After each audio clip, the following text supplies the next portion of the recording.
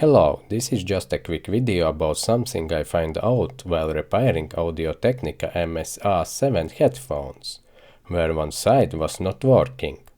The first step is to check with multimeter if the silent speaker is dead. If the multimeter doesn't not show any impedance, it means the speaker is dead.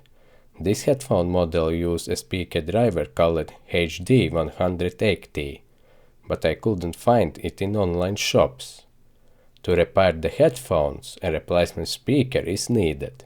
Since Audio Technica is a good brand, they responded to my email and made an exception by allowing me to buy a speaker driver separately. But it cost almost 63 euros, and I don't have a sugar granny to buy the driver for my headphones.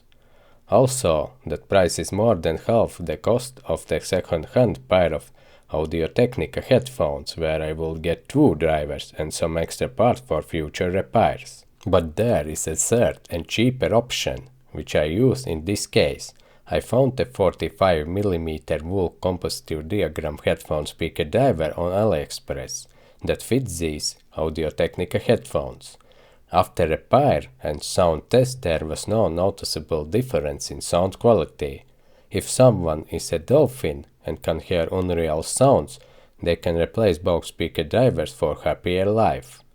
I hope these tips and tricks help you repair your Audio Technica headphones.